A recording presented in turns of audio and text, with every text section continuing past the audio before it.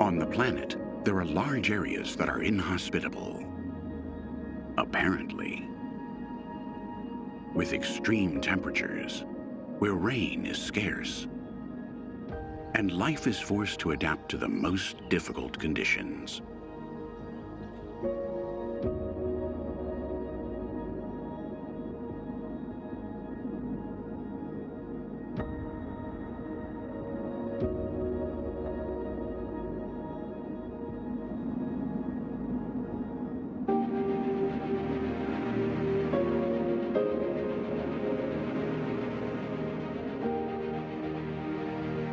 The southern cone of Africa is one of the harshest territories, but one where life curiously proliferates in amazing ways.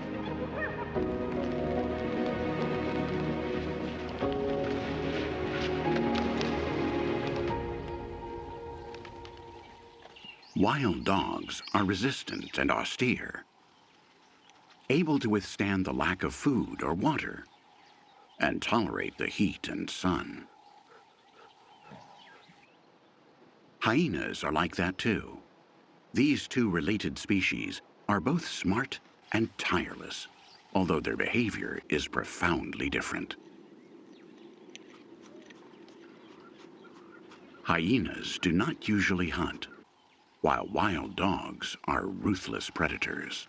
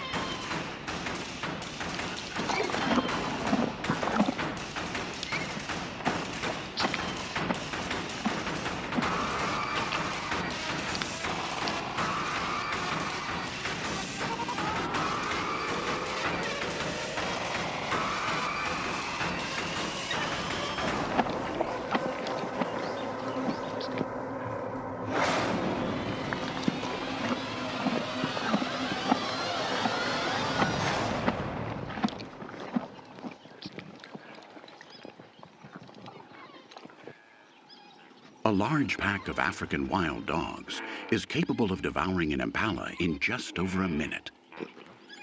Only the head and the largest bones remain, with a few bits of meat attached. The main banquet is over, and now the fight is over smaller morsels. Scavengers drop by to see if they can get a free, unclaimed bite. But that's no easy task.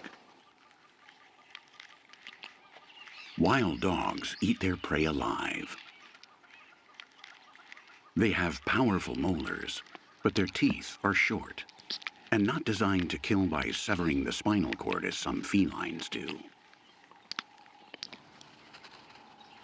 On average, they weigh about 25 kilograms, and none are strong enough to suffocate an antelope. Their strength is in numbers.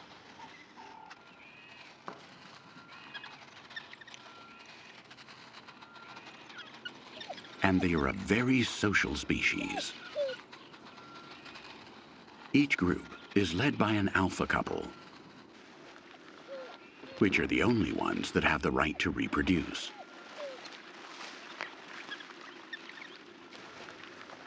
And yet their children are fed and defended by the whole pack.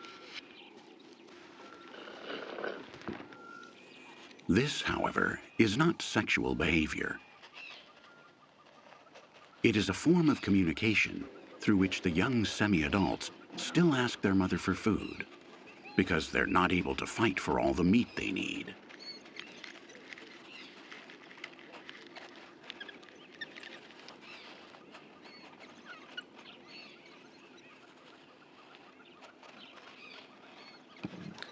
The largest packs of wild dogs are made up of 20 to 25 individuals, and thus are able to defend their kill to the end.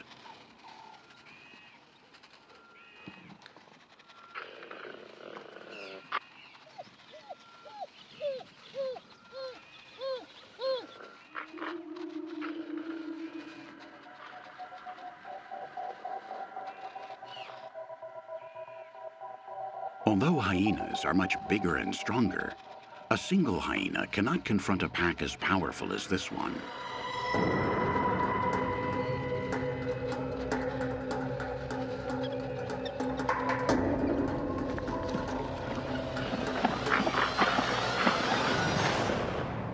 But hyenas do steal food from wild dogs quite often. About half the time, in fact.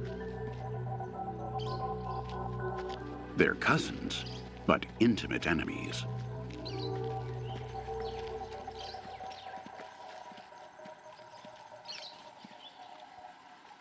The hammerkop is a common bird even in the aridest regions of Africa. Their feathers insulate the birds from both heat and cold. It was believed that hammerkops belonged to the stork family. However, their genetic lineage is that of pelicans. Birds can withstand very diverse climates thanks to their plumage, which incorporates an air chamber between their skin and feathers.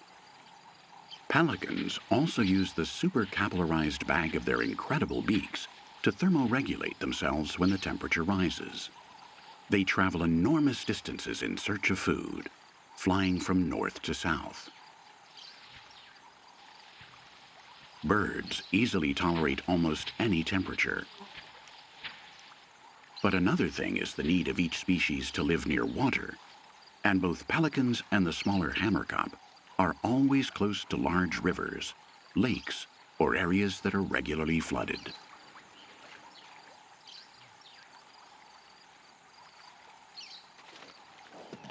Even in the driest regions, there is water. Without the small oases where underground waters surface, it would be impossible for the largest mammals to live here.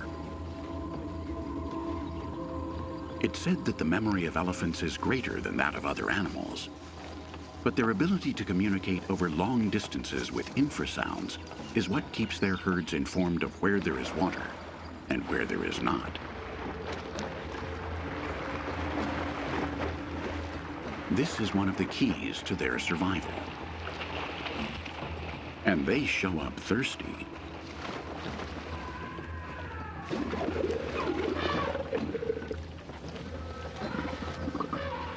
Elephants need to drink a minimum of 100 liters a day. Of course, that quantity depends on the ambient temperature. If it's very hot, they may need more than double that.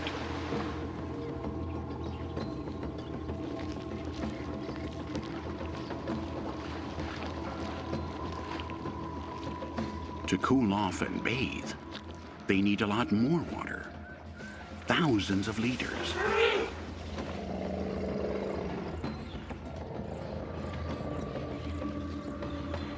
The largest individuals are the ones that need to cool down their bodies the most. And the biggest also means the oldest in this matriarchal society. The grand dams are the ones in charge of transmitting the information that makes it possible to find these isolated points in the middle of nowhere, and an arid nowhere at that.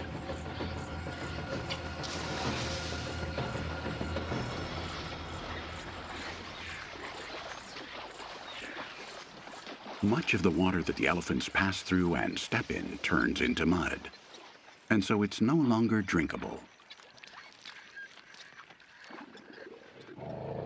Of course, elephants don't think about the other kinds of animals, nor even about the other elephants in their own group. And they benefit from the mud. It's a barrier against parasites and a protective layer that keeps moisture on their skin for hours.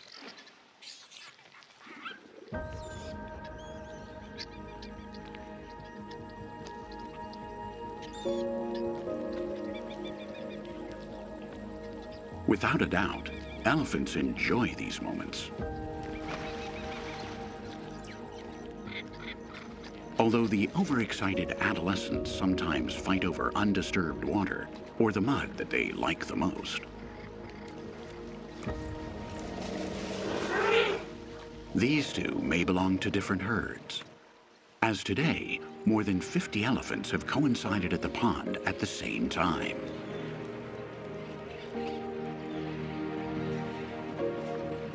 There's plenty of water for everyone, but their hormones don't let them analyze things calmly.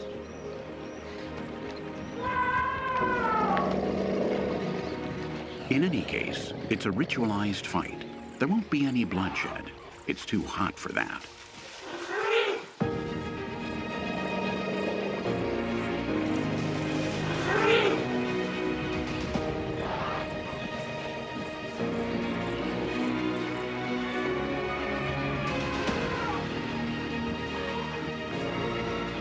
Just a few meters away from the water, the ground is dry, dusty, which is ideal to complete their spa treatment.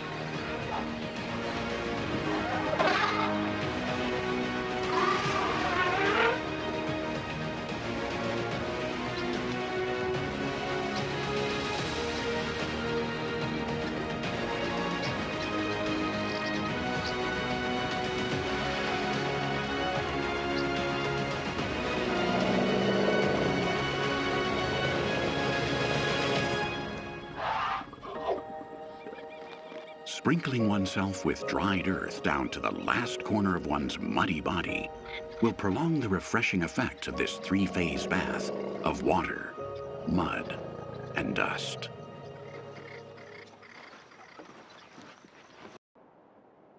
The largest rivers cross even the harshest deserts. These channels, although they lose part of their strength in summer, are where living creatures can drink over thousands of miles. Everyone approaches these banks when they're thirsty. Predators and prey coincide, and also males and females of the same species. Water is the meeting point.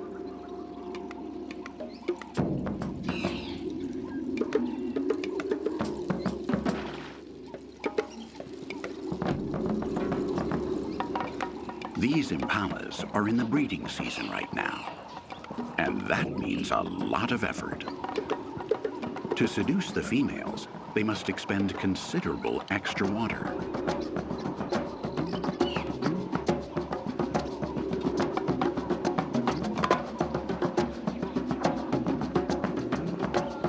Running and jumping in this heat of more than 100 degrees Fahrenheit is no walk in the park.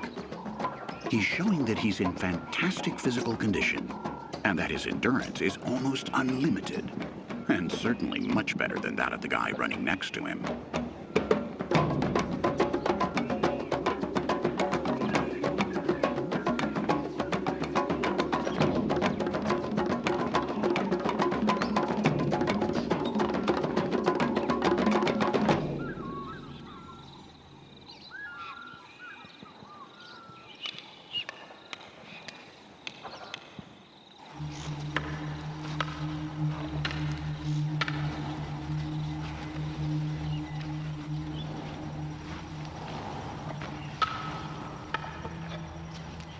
When the two most powerful alpha males in the group clash, their stamina is truly tested.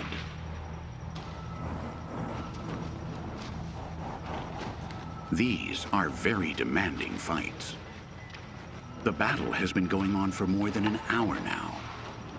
This time, their horns won't leave any serious wounds, but exhaustion can kill the weakest of them, or both, leaving them at the mercy of predators.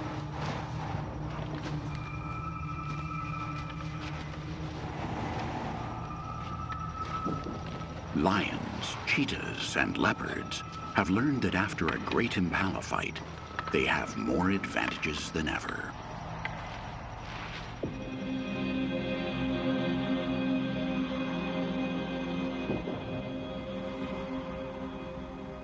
The air is sticky in the shade. But worse yet, the sun's rays hurt the skin.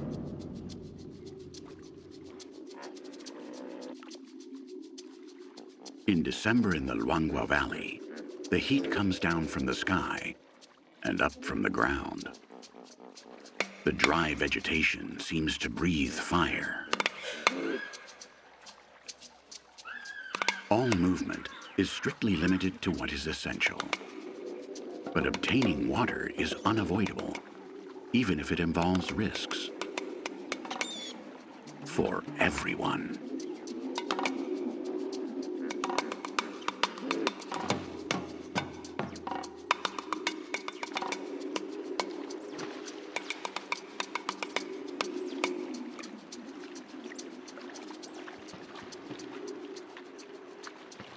Hippopotamuses only live in river ecosystems, where they withstand the sun's rays by staying submerged most of the time.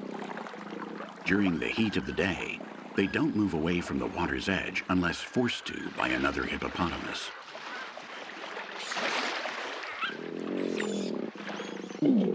Hippos are aggressive territorial animals, and each stretch of the river has an owner. Wandering around on dry land is very dangerous for them. As out of their environment, hippos are very vulnerable to high temperatures, and despite their size, they are sometimes attacked by lions. Although not even a pack of 25 wild dogs could attack a hippopotamus, unless it was very badly wounded. The pack approaches and surrounds him to observe him, but keeping their distance. They weigh their options. He represents a lot of meat, but he is standing up, and he's protecting his backside and flanks well with the vegetation. He can still fight them off. This hippopotamus survived a lion attack last night. And as soon as he manages to find a spot in the river, his wounds will get better, as his thick skin heals fast.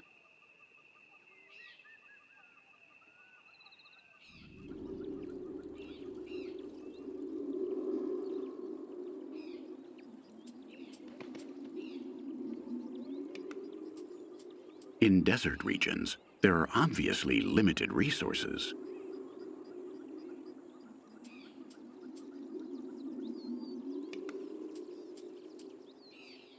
Knowing how to find food where few others can is a crucial competitive advantage. To feed on this, great specialization is necessary.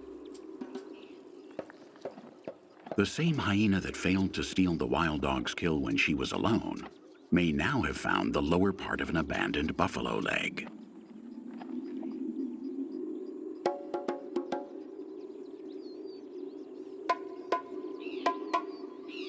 It might have been the leftovers from a feast for vultures, since one is still very close by and watching for an opportunity. Its audacity even scares the hyenas for an instant.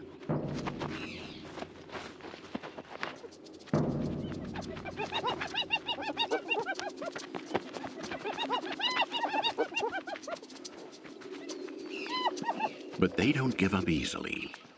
They seem to know how valuable these bones are, and they protect them from others and each other.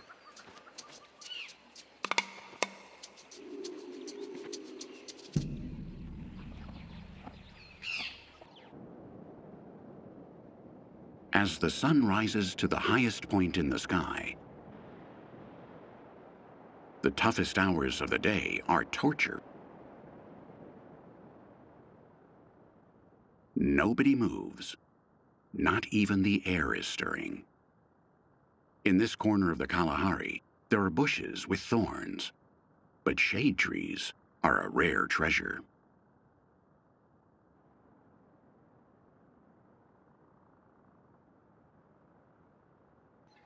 Springboks are the antelopes of the southern cone of Africa, and their adaptations to cool themselves down are highly evolved. Their hair is the finest of all the antelopes, and their kidneys produce super-concentrated urine that saves water. But sometimes even they, as a last resort, must still stay in the shade so as not to die.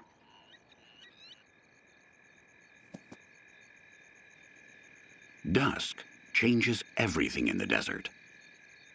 Thanks to their feathers, birds are not much affected by the drop in the temperature that occurs between day and night. But in a few minutes, the temperatures will drop very quickly. From 40 degrees centigrade, it will drop to less than 20. Some nights fall even below 10. On winter nights, even frost can appear on these lands.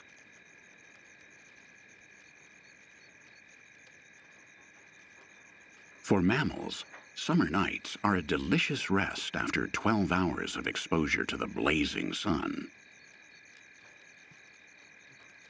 The wild dogs are active now. Like most predatory mammals, they prefer to chase their prey at night, without the stress of heat.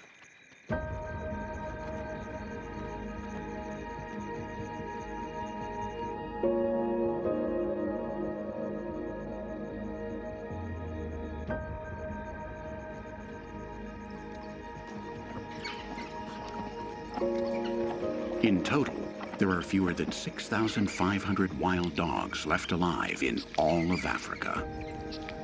But there are barely 1,500 adults. Also known as African painted dogs or hunting dogs, they've been harassed in many places because of their supposed cruelty in eating their prey alive. Actually, many predators do that, but only wild dogs suffer the stigma. Killing one's prey by devouring it includes drinking blood, and any liquid is precious in these latitudes. There's no cruelty as such. Nevertheless, an unfair mixture of fear and hate has decimated their populations.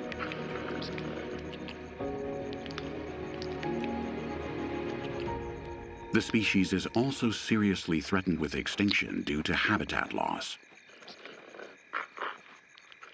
largely due to rising temperatures. Climate change is an existential threat for those who already live on the edge in the Earth's hottest regions.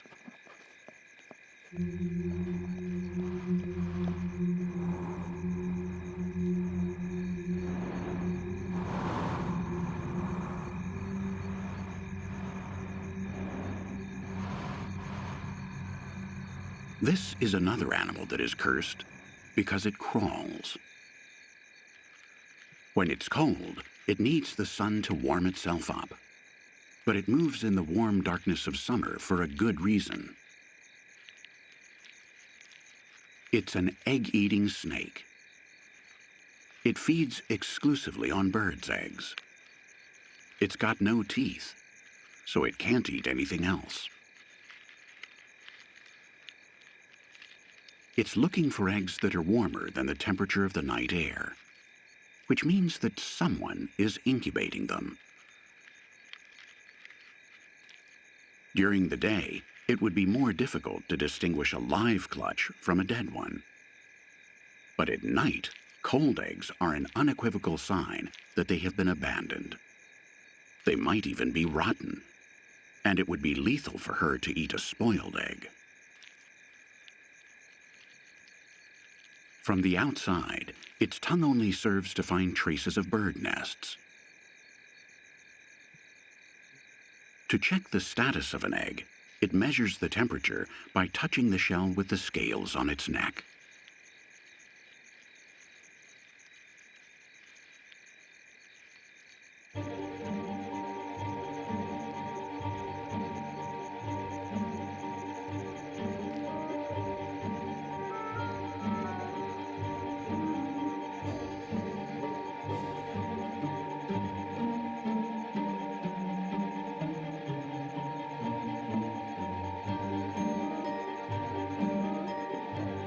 When the egg reaches the snake's throat, it hits some sharply modified vertebrae and breaks. With these muscle spasms and contortions, the nutritious yolk and the watery white pass into the stomach. Every victim is well squeezed, right down to the last drop. The calcium shell, however, is always rejected and regurgitated.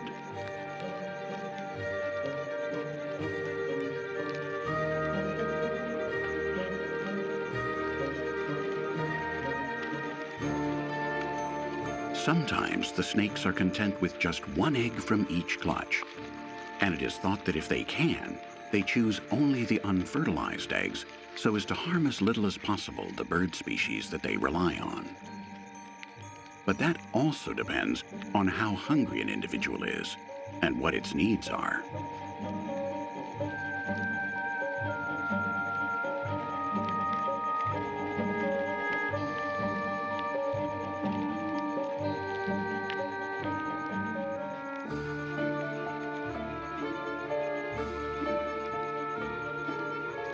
And this female is pregnant and needs all the nutrients she can get.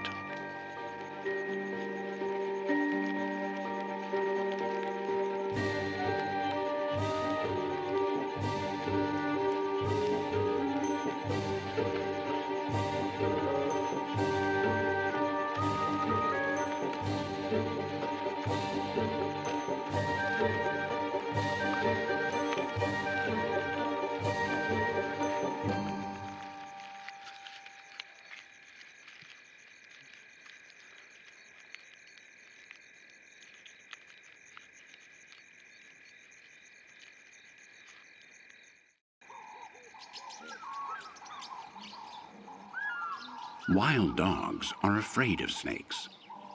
Although most snakes are harmless, all animals keep them at a safe distance, even if they are small and brown, because some snakes are very venomous.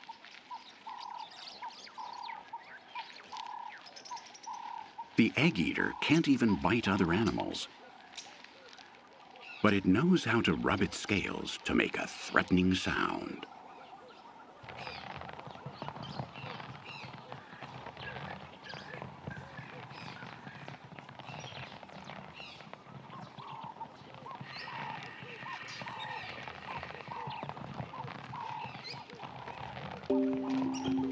So the wild dog won't risk coming close.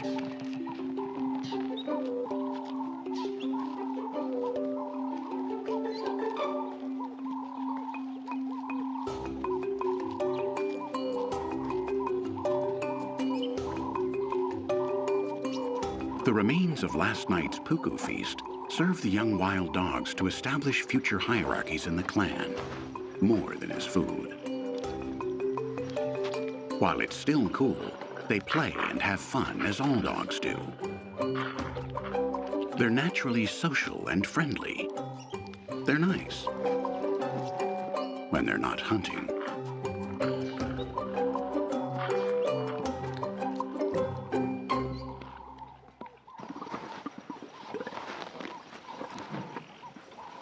But wild dogs instill fear.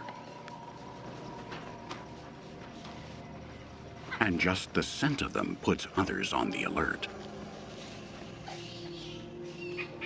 Even when the pack is resting and relaxing, digesting,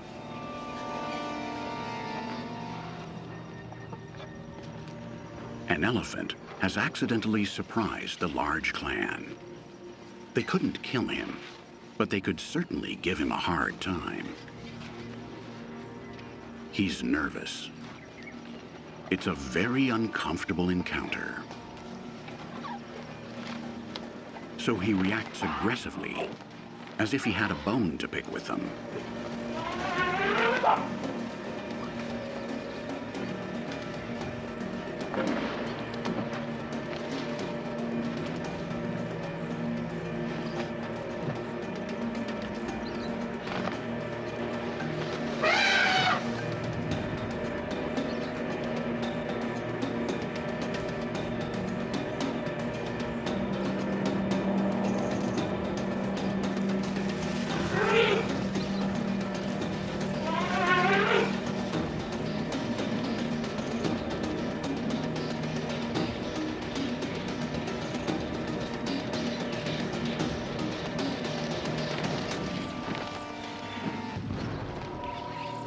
Everyone on the savannah is afraid of wild dogs.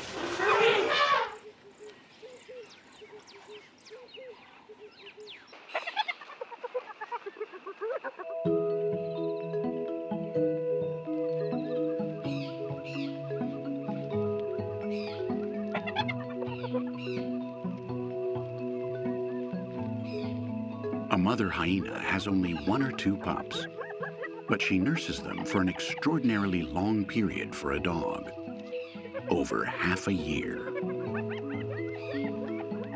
But her pups don't wean themselves completely until 18 months have gone by, which is more or less the age of these 2 brothers. They are semi-adults and very capable of defending their rank in the clan. A son of an alpha female is also dominant.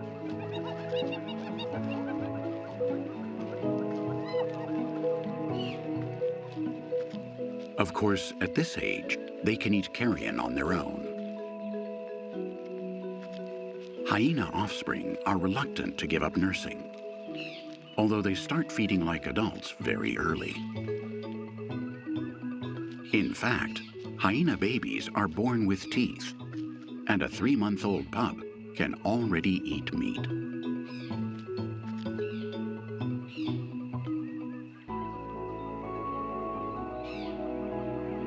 So, why are they so hyper-dependent on breast milk? Does it have to do with the emotional ties that are established between family members in each group? Of course. But it might be more related to the lack of food or liquids.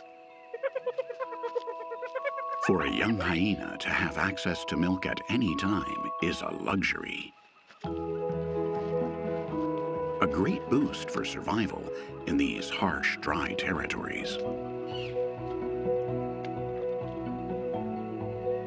On the other hand, this behavior places great demands on mothers, which must be fully hydrated and well-fed at all times to be able to produce between 3 and 5 liters of extra nutritious milk every day.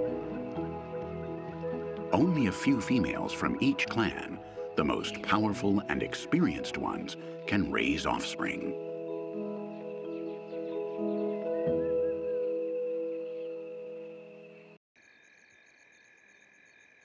In a hot, dry world with little available water, scavengers have lots of opportunities.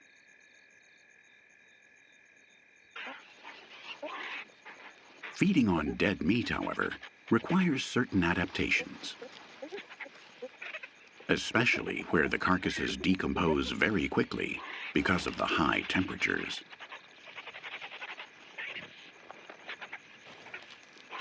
The bacteria in the digestive tract of vultures kill any other bacteria. They can digest rotten meat in an advanced state of decomposition without dying, unlike any other living being. Although this time the kill was fresh. It was the remains of a wild dog hunt.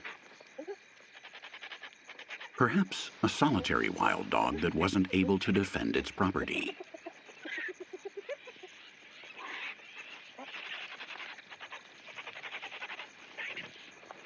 Angry, and with a courage born of hunger, the canine dares to try to win back its trophy.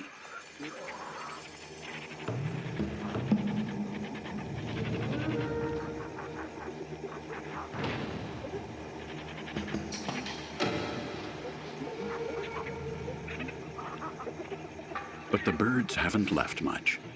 It's not worth the trouble. There are lots of vultures, and they eat fast. For them, there's still a lot to take advantage of in this banquet. Once again, strength is in numbers.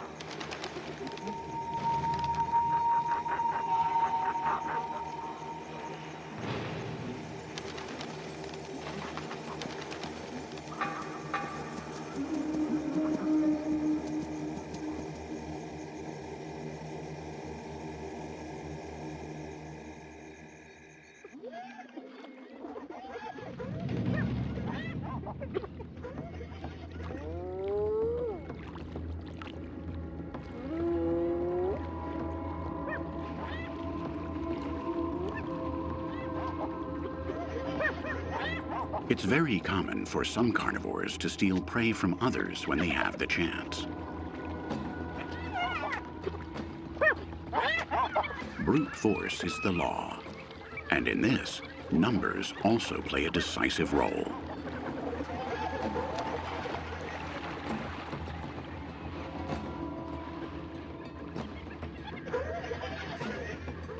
A group of 25 hyenas is almost invincible, impossible to overcome. This grand coalition has seized an impala that was killed by 2 lions. The big cats killed it when it came to drink, but 1 in 4 lion kills ends up in the jaws of hyenas. This species has always been despised, mistreated, and misunderstood. And yet hyenas can form the most formidable clans on the savanna. At this feast, they only have to fight for each piece of meat with other hyenas, those of their own group and those of a rival clan. Today, 2 of the strongest families known have met. What keeps things under control is that the first group has already eaten enough, and they're going to yield to their rivals without putting up too much resistance. Hierarchy is an important value for all social animals, but how hungry they are is another factor that limits violence.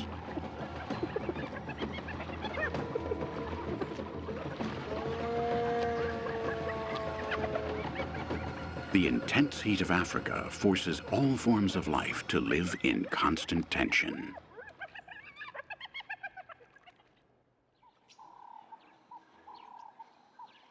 Termites have solved the problem of heat with their incredible constructions, which are cooled by ducts that circulate air and moisture. Thanks to this, these insects have spread to even the hottest ecosystems.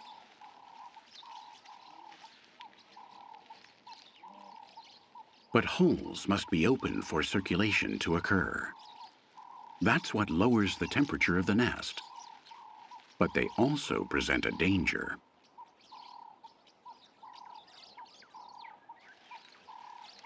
Matebele ants are the termites' main predator. They prey exclusively on termites, and thus play a vital role in the ecology of the savanna by controlling the populations of these insects, which is essential, as termites destroy more vegetation than all the other herbivores on the savanna combined.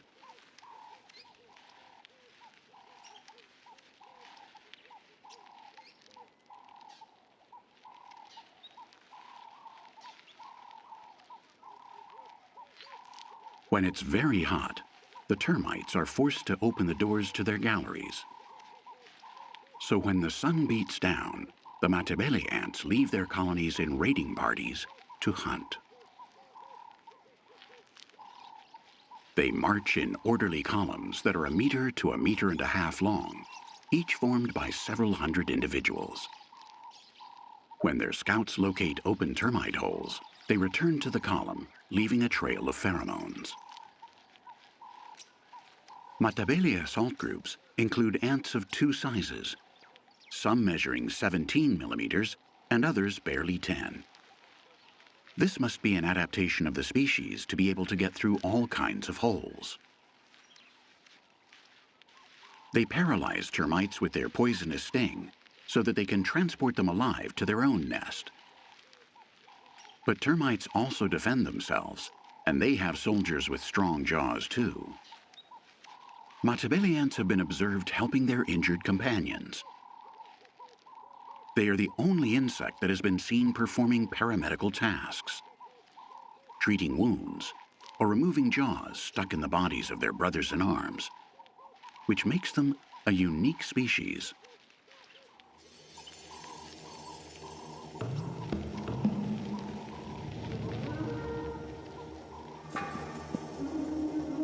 The flowering and fruiting of plants, like the life cycles of many species, are moving forward each season due to the warming climate.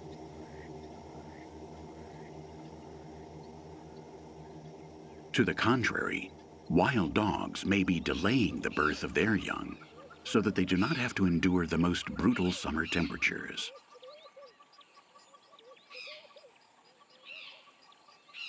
Today is one of the hottest days of the season, so the young and the adults move as little as possible and try to sleep. But even the ground feels on fire. This pack should have welcomed the arrival of new pups by now, but the females are still waiting. According to researchers from the University of Washington, led by Dr. Brianna Abrams, during the last 30 years, Lycaon pictus births have been delayed by an average of 22 days, which means a week per decade. The bad news is that the change has increased the mortality rate of newborns.